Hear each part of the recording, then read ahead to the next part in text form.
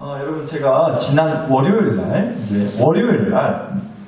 저랑 같이 사는 이제 여자분께서 저희 아내님께서 저한테 난데없이 음성을 하나 들려주시더라고요. 어떤 음성이었냐면 족발이 먹고 싶대요. 족발. 순간 욕한 줄 알았는데 아니고 족발이 먹고 싶다고 그랬어요.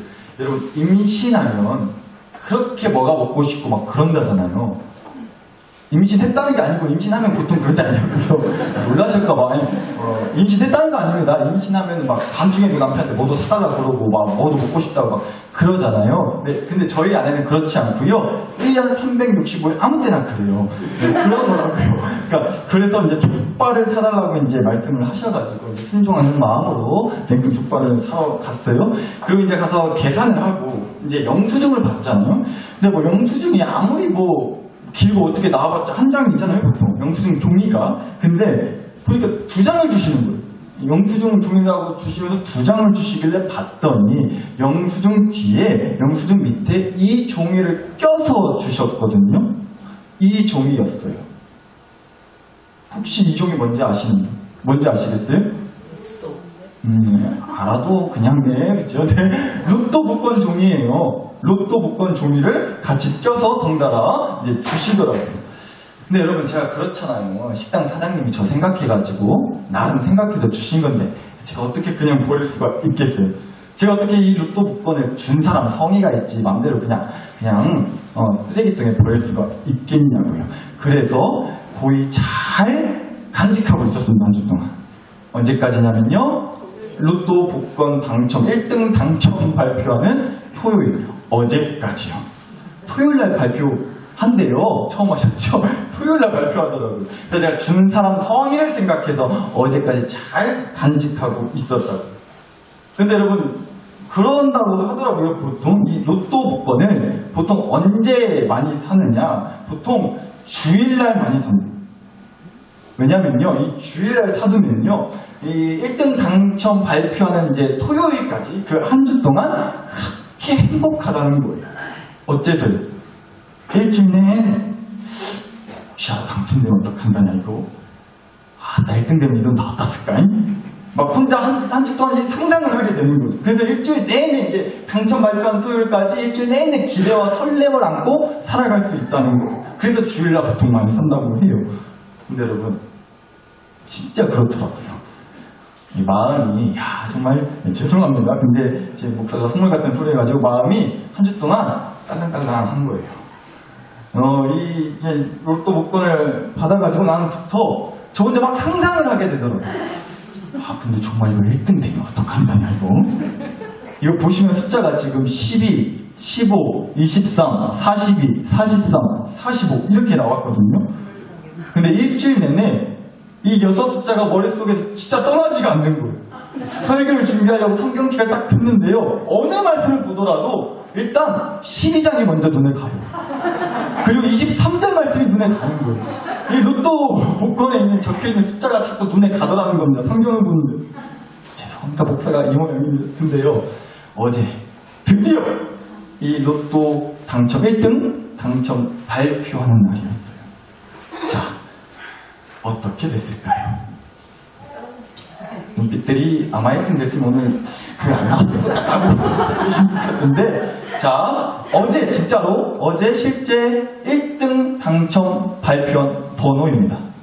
4, 7, 12, 14, 22, 33 보너스 번호 31까지 총 7개 숫자 발표했어요.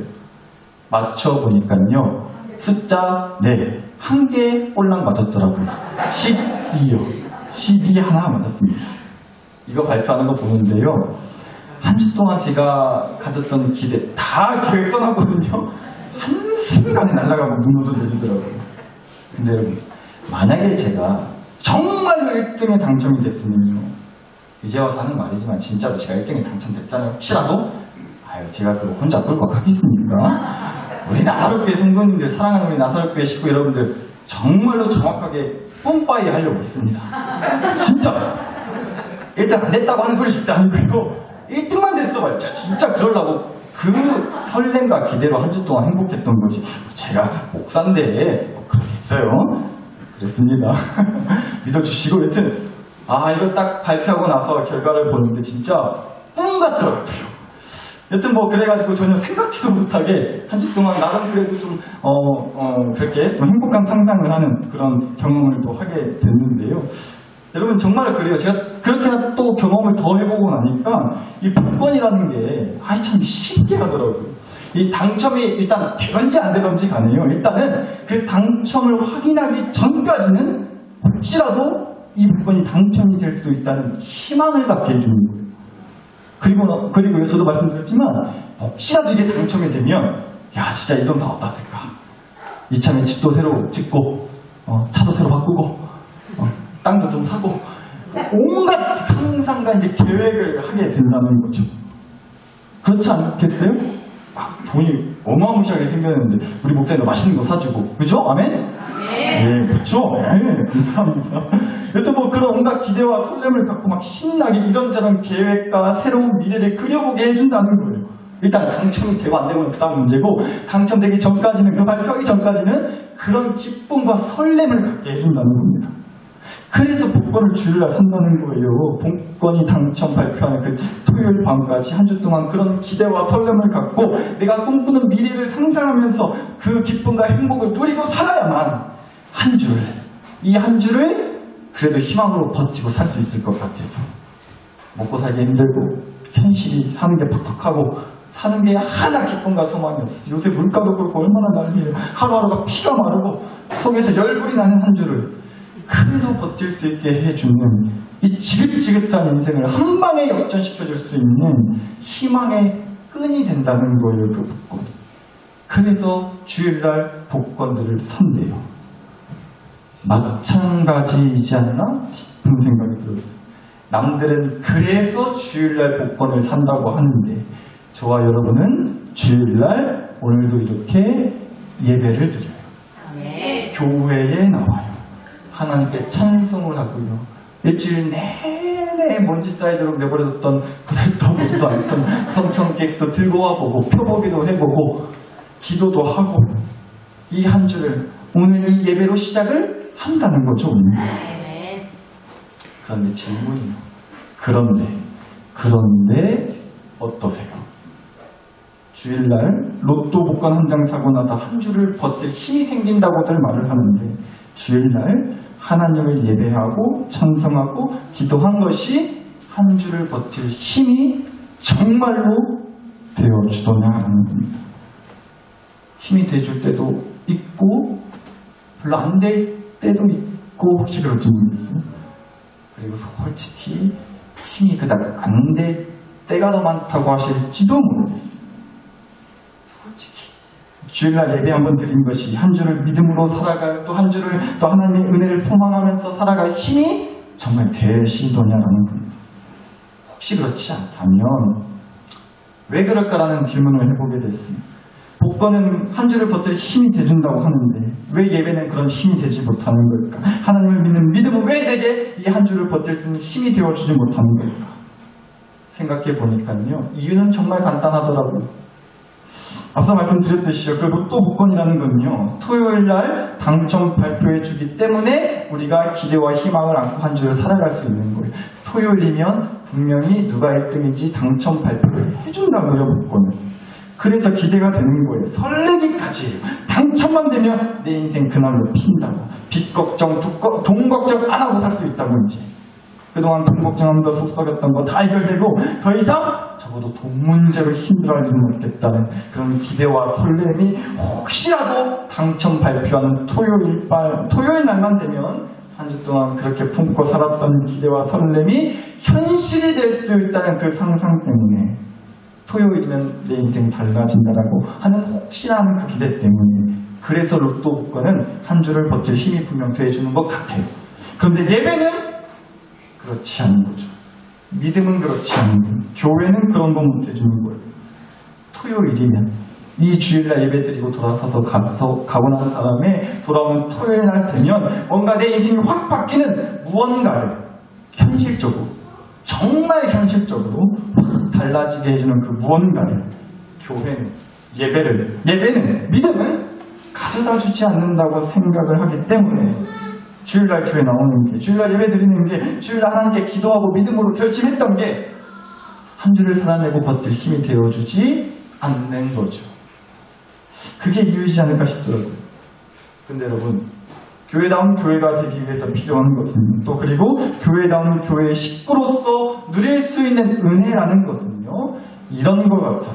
한번 좀 따라해 주시면 감사하겠습니다. 다름이 아니라 따름이다. 다시요. 다름이 아니라 따름이다. 바로 그거예요. 로또 복권만 당첨되면 내 인생 달라질 거라고. 내 인생 달라질 거라고. 맞아요. 달라지죠. 복권 당첨되면 인생 달라지죠. 더 좋은 집, 더 좋은 차, 더 많은 것들을 누리는 그런 인생으로 달라질 거예요. 분명 내 인생이 달라진다고요. 그래서 기대하는 거고, 그래서 설레는 거죠. 그래서 힘이 난다고요. 달라질 거라는 소망이 생깁니다.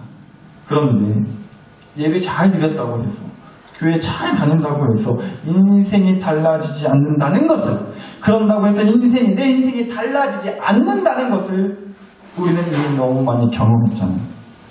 하나님 믿는다고 해서, 기도한다고 해서 뭐가 달라졌어요? 물론 이런 간증을 하는 분도 많이 계세요. 하나님 믿고 눈물로 간절히 기도했더니 병이 나았다고, 사업이 잘 됐다고, 대박 났다고, 그래서 내 인생 달라졌다고. 너무나 귀한 간증이고 은혜 맞죠. 그런데 여러분, 그렇다고 해서 정말 달라진 걸까요? 하나님 믿고 기도했더니 병이 났어요. 하나님 믿고 기도했더니 부자 됐어요. 자식들 좋은 대학 들어갔어요. 그럼요. 그 병 낫고 나서는 다시 또 병이 안 걸려요. 한번 사업 대박 났다고 해서 그 사업이 계속 잘 되고 절대 안 망하나요?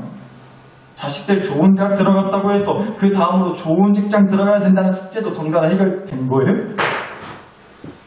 아닐걸요?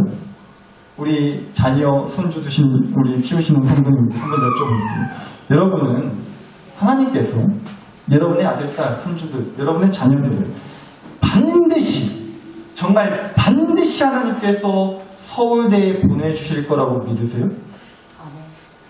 아멘 나왔어요.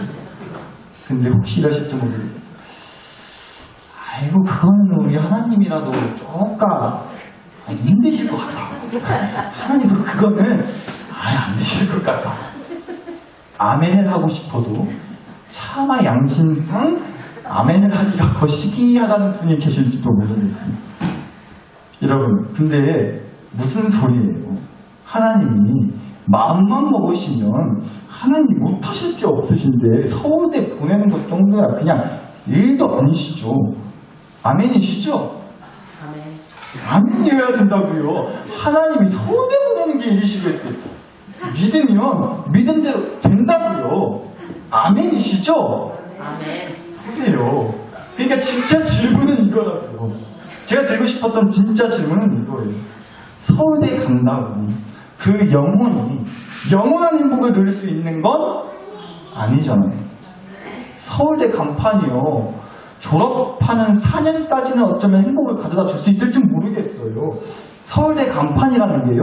졸업하고 나서 취업 준비할 때까지는 뭐 남들보다 더 유리해서 그때까지는 행복하다고 할 수 있을지 모르겠어요. 저는 안 가봐서 모르겠지만 서울대 간판이라는 게 그 간판 덕분에 뭐 좋은 직장 대기업 들어가가지고 그래서 더 좋은 직장에서 여튼 잘릴 때까지든 뭐 은퇴할 때까지든 회사를 그만두기 전까지는 행복을 가져다 줄지는 모르겠어요.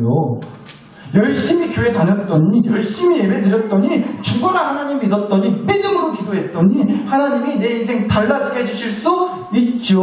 우리 자식 서울대 보내주실 수 있죠. 그럼요. 뭐든 못해주시겠어요. 달라지게 해주실 거라고요. 그런데 그렇게 달라지게 해주면 끝이냐는 거예요.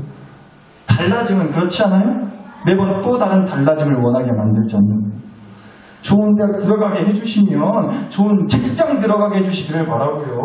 좋은 직장 들어가면 결혼 시집자가 잘 가게 해주시기를 바라고요. 결혼하고 나면요 자식들 잘 키울 수 있게 해주기를 바라고요. 뭐 끝이 없는 거 아니에요? 아시잖아요. 우리가 도대체 언제 만족해봤죠?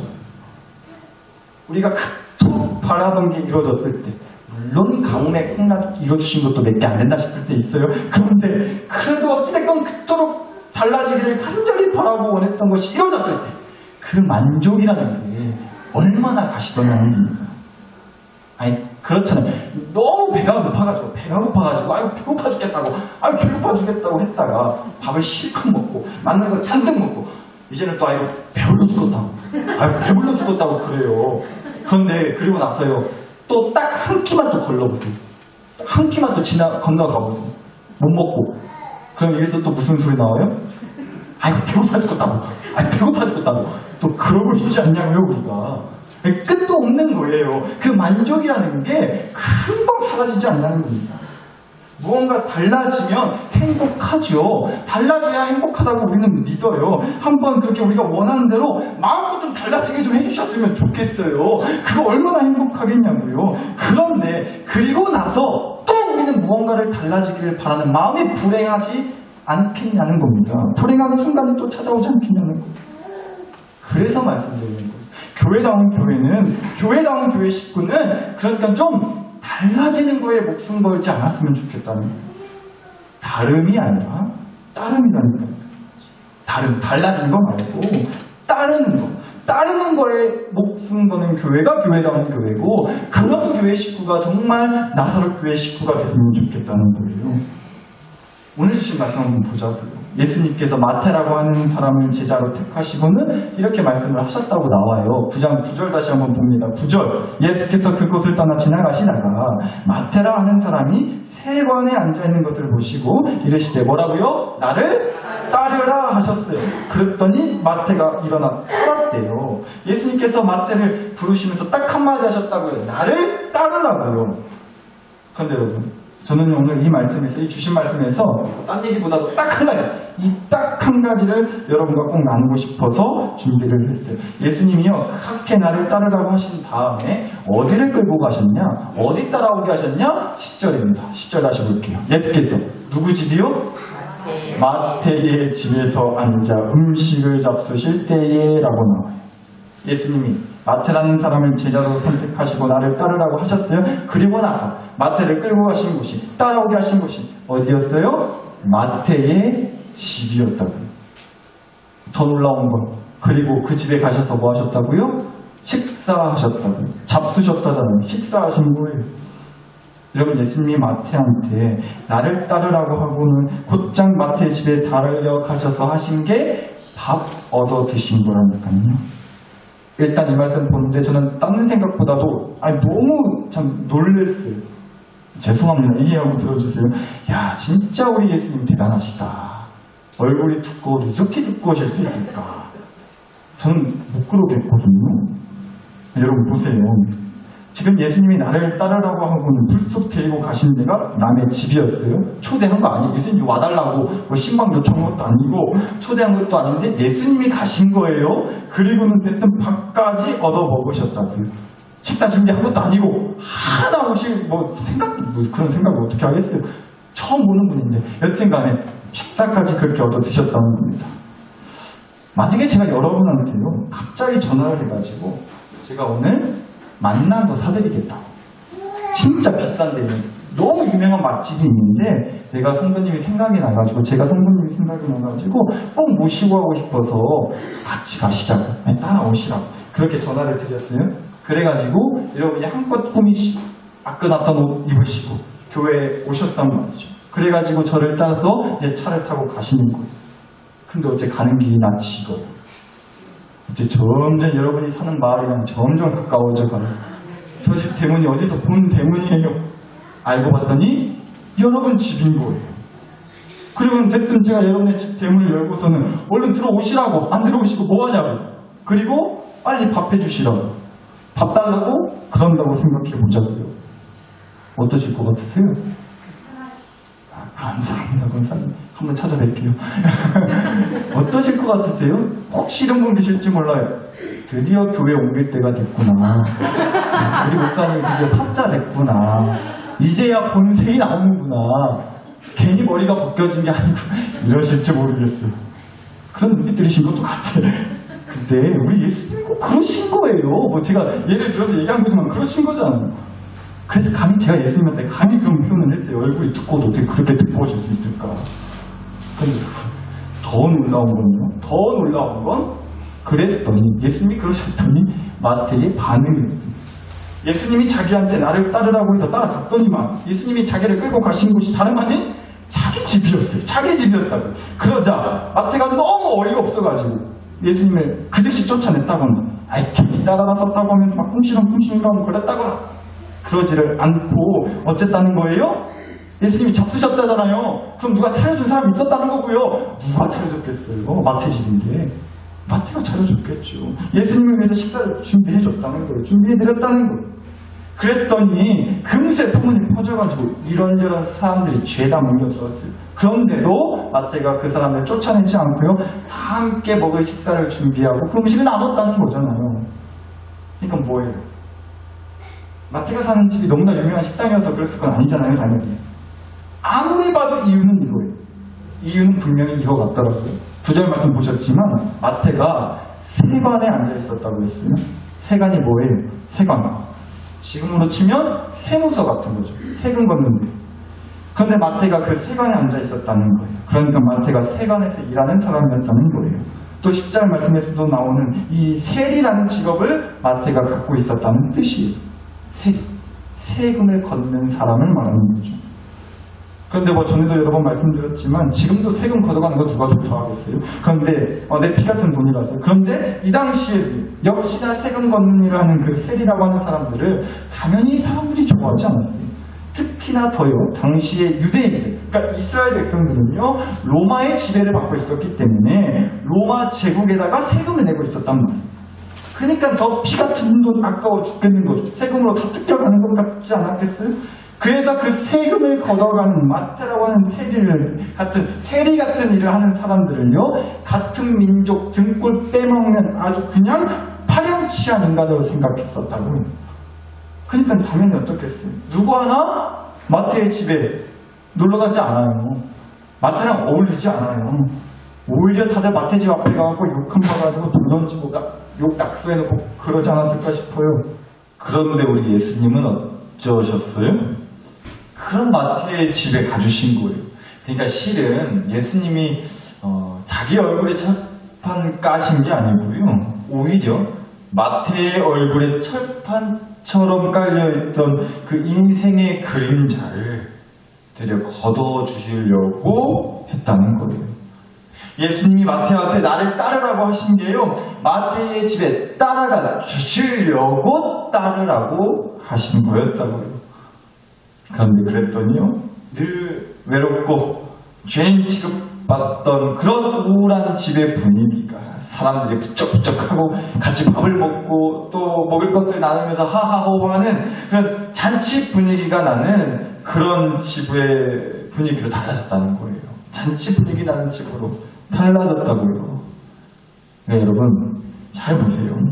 예수님은 분명 마태한테 이 한마디, 딱 이 한마디 하셨단 말이에요. 나를 따르라. 너를 달라지게 해주겠노라. 네 인생이 달라지게 해줄 거다. 그러지 않으셨다고요. 그저 나를 따르라는 그 말 한마디 하셨다는 거예요.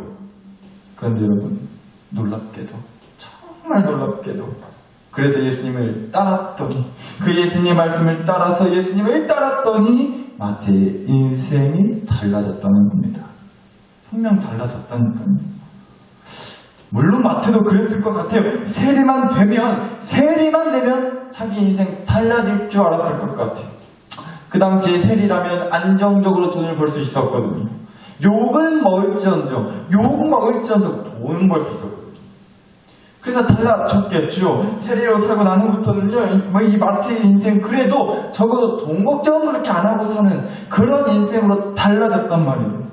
그런데 그렇다고 해서 마태가 그거 달라졌다고 정말로 행복했겠냐고요. 매일같이 행복하기만 했겠어요. 여전히 또 다른 갈증과 우울함이 또 만족하지 못하고 저는 그랬을 것 같은데요. 죄인 취급받아서 그래서 어쩌면 외롭고 서러웠을지도 모르겠어요. 아무도 자기가 세리가 된 그 사정이나 사연에는 관심이 없어요. 어쩌다 같은 민족 마을 사람한테 욕을 들어먹을 게 뻔히 알면서도 어쩌다 그 세리의 길을 걷게 된 건지 그 속사정 무엇이었는지 들어주려거나 알고 싶어하고 관심 가져준 사람 없었다고요. 집에 아무도 놀러 오지 않아요. 그래서 집 앞에 온갖 욕이 낙서돼 있어요. 지나만 가도 사람들이 수근수근 거려요. 그랬던 마태의 인생이었는데 예수님을 따름으로 달라졌다고. 사람들이 모이고요. 사람들이 집에 오고요. 음식을 먹으면서 그동안 못했던 마태가 그동안 못했던 자기 인생 얘기, 누구도 들어주지 않았던 그 속사정을, 눈물을, 고충을, 우울함을 얘기할 수 있게 됐잖아요. 예수님이 달라지게 해주겠다고 하지는 않으셨지만, 나를 따르라고 하셨지만, 그래서 예수님을 따랐더니 달라졌다는 겁니다. 사랑하는 나사렛교회 식구 여러분, 그래서 말씀드리는 거예요. 사랑하는 우리 모든 나사렛교회 식구 여러분들이, 그래서 교회다운 교회, 또 교회다운 교회 식구로서 이렇게 살았으면 좋겠어요. 다름이 아니라 따름이라고요. 달라지기만을 바라기보다는 주인 되시는 예수님을 더욱 따르는 그런 교회 식구 됐으면 좋겠어요. 물론 우리는 그럼에도 간절히 또 계속해서 달라지기를 바랄 거예요. 주일날 예배 드리고 나면 돌아오는 토요일날 당첨 발표해가지고 짠 하고 달라지게 해주면 좋겠단 말이에요. 그럼 얼마나 좋겠어요. 아니 성경 말씀 보면은 사방군데 두려워하지 말라, 놀라지 말라, 염려하지 말라 막 그렇게 말씀해 놓으셨는데, 아니 솔직히 그렇지 않아요? 돈이라도 얼마 쥐어주면서, 건강이라도 좋게 해주시면서, 자식들이라도 잘되게 해주시면서, 아니 여튼 뭐라도 달라지게 해주시면서, 그러면서 두려워하지 말라고, 염려하지 말라고 하시는 거 해야지. 그냥 말로만 두려워 말라고, 여튼 염려하지 말라고 하면 누가 안 두렵고 누가 염려 안 하고 살 수 있겠냐. 믿음으로 아멘 하는 것도 한두 번이지 않아요? 너무 솔직했나요? 근데 솔직히 그렇지 않아요? 저 목사라고 앞에 서가지고 믿음으로 두려워하지 맙시다, 믿는 대로 되죠. 어울리지도 않게 목소리 그렇게 깔면서 설교 못하겠어요. 하나님 믿어도 두려운 걸 어떡해요? 하나님 믿어도 걱정돼 죽겠는 거 어떡하냐고요? 그러니까 여러분, 주일날 복권 샀다고 그 당첨 발표하는 토요일날까지 기쁨과 설렘으로 사는 건 마냥, 주일날 예배 한번 드렸다고 토요일까지 고난 없이, 두려움, 걱정 없이 행복하게만 살도록 달라지는 그런 믿음보다는요, 주일날 예배 드리고 나서도, 주일날 교회 다녀온 다음에도 여전히 계속되는 고난과 문제의 현실 때문에 되려 그냥 실컷 두려워하시고요, 마음껏 걱정하세요. 그런데 그래서 걱정되고 두려워 죽지 않아서, 그래서 주님을 더욱 따르리라 결단하는 믿음, 그런 믿음을 가질 수 있는 나사렛교회 식구가 됐으면 좋겠다고. 부디 그럴 수 있기를 정말로 간절히 축복합니다. 여러분, 성경책만 폈다 하면 나오는 말씀들, 두려워 말라, 염려하지 말라, 그러니까 이런 말씀들 이제는 좀 이렇게 받아들일 수 있었으면 좋겠어요. 야야, 두려워하지 좀 말라. 도대체 니는 허구나 그렇게 두려워했었냐? 믿는다면서 아직도 걱정에 불불 떨고 자빠지면, 에라이 정말로 믿은 세월이 아깝다. 니까 죽게 큰 그렇지 됐어 이렇게 다그치시고 혼내시고 하는 그런 명령하는 말씀이 아니고요, 이런 말씀인 거예요. 괜찮아 괜찮다. 겁먹지 마라. 아니, 마음으로 두려워해라. 아빠 여기 있다. 아빠 여기 있어잉? 아빠 앞에서 실컷 울고, 아빠 앞에서 마음껏 걱정하는 거, 두려워하는 거, 벌벌 떠는 거, 그거 마음껏 하고 아빠 앞에서 해라. 괜찮다. 아빠 어디 안 간다. 네 옆에 있다. 네 손 잡아줄란다. 너 꼭 안아줄란다. 괜찮아. 두려워해. 근데 내 앞에서 두려워해. 내 안에서 걱정해. 두려워 말라, 염려 말라. 이제는 약간 그런 느낌으로 그런 말씀들을 받아들일 수 있었으면 좋겠다고요. 그러니까 여러분, 우리는 달라지기 원하지만 우리 교회의 주인 되시는 주님은 달라지기만을 바라는 우리에게 이렇게 말씀하시는 거예요. 따르면 달라진다고. 더 이상 두려워하지 않도록 나와 우리 집과 우리 교회를 두려움에 떨게 만드는 그 문제를 해결해서 달라지게 해주겠다. 그게 아니고요, 여전히 두려움에 벌벌 떨면서도, 그러면서도, 그런 와중에도 끝까지 그래서 더욱 주님을 따르고, 그래서 더 이상 그 두려움에 끌려다니지 않고 주님께 끌려가서 두려움을 떨어내는 그 잔치에 함께 갈 수 있게 해주겠다는 게 그게 바로 교회다운 교회가 내세우는 믿음이고요. 교회다운 교회, 나사로 교회 식구가 가져야 할 믿음이라고요. 그러니까 우리 이 시간 다른 것보다도요. 그저 달라지기만을 바라면서 우두커니 그렇게 혼자 서 있는 그런 거 말고요. 달라지길 바래서 그래서 더욱 주님을 따르는 그런 믿음 갖게 해달라고. 그런 우리 교회가 되게 해주시라고. 그런 우리 집이 그런데 영혼이 되게 해주시라고 주신 말씀과 은혜를 가지고 여러분 자신과 가정과 교회를 위해서 우리 다 함께 마음 모아 간절히 기도 올려드리겠습니다. 함께 기도하시겠습니다. 하나님 아버지